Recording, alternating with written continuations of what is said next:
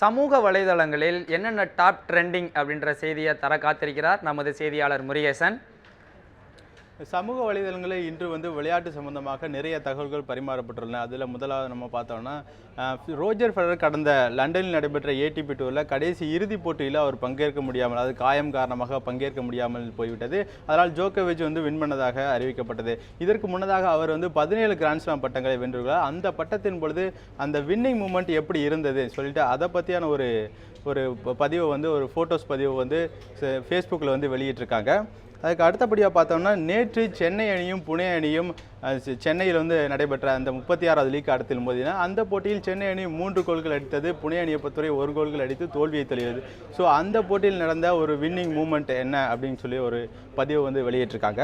அதற்கு அடுத்தபடியாக பார்த்தோம்னா, நேற்று சிறப்பாக செயல்பட்ட, அதாவது மென்டி தலை அப்படின்னு சொல்லிட்டு சென்னை ரசிகர்கள் அவருக்காக ஒரு சின்ன சின்ன எழுத்துக்களை வெளியிட்டு அதை ஒரு ஃபோட்டோ எடுத்து அந்த ஃபோட்டோவையும் சமூக வலைதளத்தில் வெளியிட்டிருக்காங்க. அதுக்கு அடுத்தபடியாக பார்த்தோம்னா, சேப்பாக்கம், அதாவது கிரிக்கெட் என்றாலே சென்னையில் சேப்பாக்கம் ஸ்டேடியம், அதே போல் இப்போ ஐஎஸ்எல் ஃபுட்பால் அப்படி என்றாலே நேரு ஸ்டேடியம் அப்படின்னு ஆயிடுச்சு. ஸோ அந்த நேரு ஸ்டேடியத்தில் ஓவர்வியூ என்ன அப்படிங்கிறத ஃபோட்டோ பதிவு சமூக வலைதளத்தில் வெளியிட்டிருக்காங்க. அதற்கு அடுத்தபடியாக பார்த்தோம்னா, நேற்று நடைபெற்ற அந்த சென்னையில் நடைபெற்ற அந்த போட்டியில் சென்னையினுடைய பயிற்சியாளர் மெட்ரஸி லுங்கி கட்டிட்டு அந்த ஆட்டத்தை பார்த்துட்டு இருந்திருக்காரு. ஸோ அந்த பதிவு ஃபோட்டோ மூலியமாக சமூக வலைதளத்தில் பதிவு செய்யப்பட்டிருக்கு. அதுக்கு அடுத்தபடியாக பார்த்தோம்னா, 2016ஆம் ஆண்டு இந்தியன் கிராண்ட் பிரிக்ஸ் நடக்கப்போகுது. F1 ஃபார்முலா 1 கார் பந்தயம் இந்தியாவில் கண்டிப்பாக நடக்கப்போகுது. ஸோ அதை நினைவுபடுத்தும் விதமாக ஒரு பதிவு சமூக வலைதளத்தில் வெளியிட்டிருக்காங்க.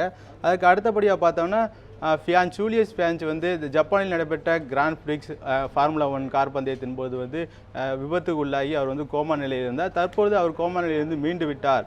அதனால் அவருடைய அந்த மீண்டு விட்ட ஒரு மகிழ்ச்சியான சம்பவத்தை சமூக வலைதளங்கள் அவருடைய ஃபோட்டோவை போட்டு அந்த மகிழ்ச்சியான சம்பவத்தை வெளிப்படுத்தியிருக்காங்க. இதுதான் இப்பொழுது சமூக வலைதளங்கள் விளையாட்டு சம்பந்தமாக பகிரப்பட்ட கருத்துக்கள்.